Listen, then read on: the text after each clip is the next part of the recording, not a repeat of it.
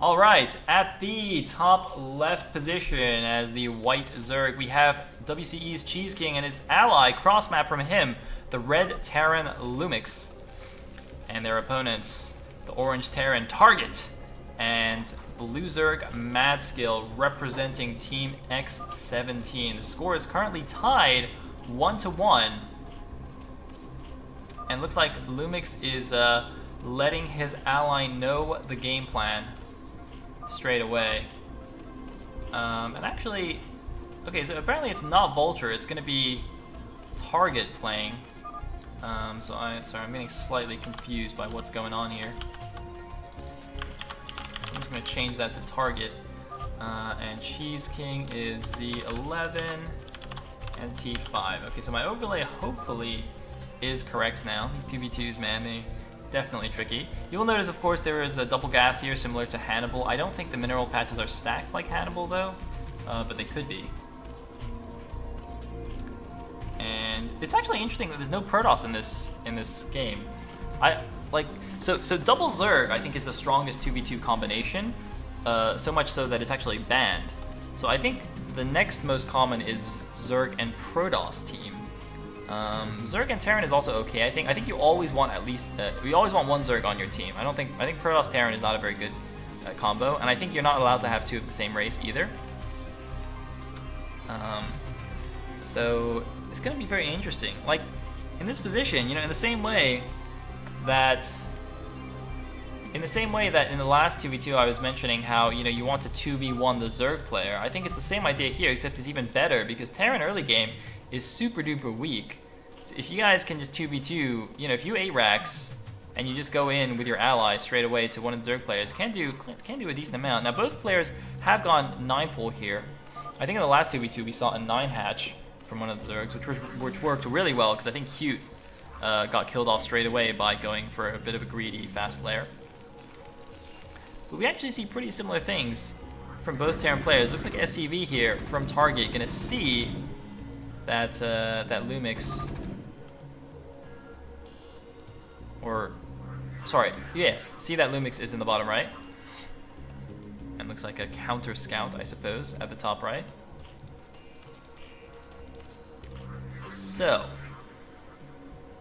what is going on? Looks like Zergling's out now for both players, and here we go. Looks like they looks like Team X17 is both going for the bottom right. Yes, indeed they are. Now, cheeseking's Zerglings are coming out the backside, though, so we could get a bit of a sandwich here.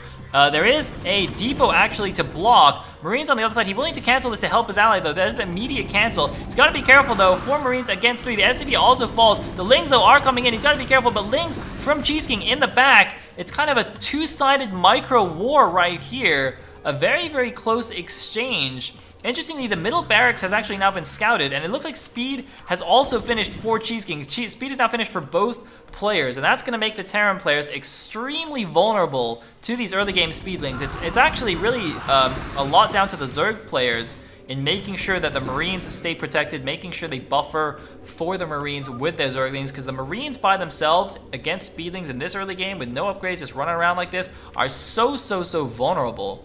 Now, they actually have forced Target to lift his barracks.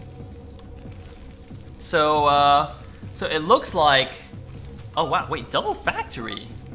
Wow, double factory from both. Okay, I guess that's how you play 2v2. Yeah, again, I don't have much experience with 2v2 in StarCraft, so it's interesting to see these strats. And it looks like the Zergs are facing off on the north side of the map, whereas LuMiX has actually just gone for a 4 Marine attack here. You should probably focus down the SCV, but this Vulture is just going to kill all these Marines. Oh man, the SCV's even coming off as well, but I think this Vulture... Oh no, he's focusing down the Vulture! He's focusing down the Vulture! Last hit! And the Marines all die, but they at least kill the first Vulture. And see that Target is indeed going for the 2 racks. He's actually got a 3rd racks. I don't think they got low enough to actually see that. So it appears it's going to be Mass Vulture Ling versus Mass Vulture Ling, although Aspire is in fact on the way for both players. And are they building armories? Okay, so I guess it's going to be Vultures and then Goliaths to help deal with with air. This is just so interesting. I've never seen Terran Zerg versus Terran Zerg before, I think, in 2v2. This is actually so cool. And what's really cool is that both teams are going for the same strategies as well. So they actually know, you know, what they should be doing, basically. You know, they're not just, you know, kind of winging it and messing around. They know what the strong strategies are in 2v2. We do see the third factory a lot later for LuMiX, but his team is going for the attack. They're going for the 2v1. Target could be in trouble here. Where is MadSkill? MadSkill's lings are still in the middle of the map. He could be in a lot of trouble. He's trying to just run down here behind his minerals, but that also doesn't give him any space to micro. Looks like Machine Job is actually being targeted to stop the Vulture's speed from finishing. He's deliberately taking that down. Looks like Vulture in the back is alive still, and now it's lings on lings, Vulture on Vulture. I can't really tell who is winning the engagement, but it looks like LuMiX still has Vultures alive here. All the lings are dead. It's going to be a very close exchange. This Vulture's not attacking the enemy Vultures, and it seems that LuMiX will be left with just one Vulture, but that obviously will get taken down by the reinforcement. So a very, basically just an army trade there. But now the mutas of cheeseking are in the base of target. However, now cheeseking's base is under attack here. You can see the mutas of MadSkill countering cheeseking in his own base. cheeseking immediately having to fly home with all of his mutas, just trying to buy some time. cheeseking apparently upgraded Overlord's sight range. Dude, cheeseking got sight range by mistake. I'm pretty sure that's Overlord's sight range. I have never seen that actually upgraded in a game of StarCraft. But cheeseking right now has Overlords that see an extra couple of hexes. Oh my god. cheeseking, like a god, has gotten... I don't know, could that possibly be like the least researched upgrade in StarCraft history? Because even like Observer Vision is okay. Like Scout Speed is okay, man. You can get Scout Speed if you go Scouts. I'm pretty sure people have gotten Scout Speed on purpose before, but I cannot think of any situation where somebody has gotten Overlord Vision range on purpose. That makes absolutely no sense to me.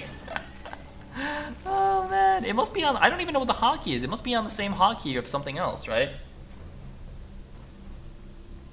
Levinar says Scout's Vision. Is there actually a Scout sight range upgrade? I think there is actually, I think you're right. Okay, maybe that one as well. Dude, people definitely get Restoration. Are you kidding me? Restoration is so good. Like, Kix got Restoration just the other day, man. You can remove Parasite. You can even like, you can remove Plague. It's awesome, dude. But I can definitely believe nobody got Scout Vision before either, on purpose. Oh man, that's actually awesome. All right. Anyway, looks like some more pressure going down here from LuMiX against target. It's really interesting to me also that they get upgrades just off the one base. It's kind of funny. Dude, Optic Flare is definitely also used. Dude, have you not seen like the Boxer highlight video where he Optic Flares all the obs and kills carriers with Wraiths? Or the Really game on Matchpoint where he Optic Flares all the opponent's obs just in a normal TVP and just plays mech and the Protoss can't clear the mines? Dude, Optic Flare is the way to go. Alright, anyway, it looks like cheeseking is seriously winning the Muta battle here. It appears he just is out microing MadSkill in the air. MadSkill just doesn't appear to really have the best Muta Scourge control. And you can see LuMiX just completely containing his opponent and allowing Michael to do his work here at the top right. And that is going to be GG in favor of Team WCE.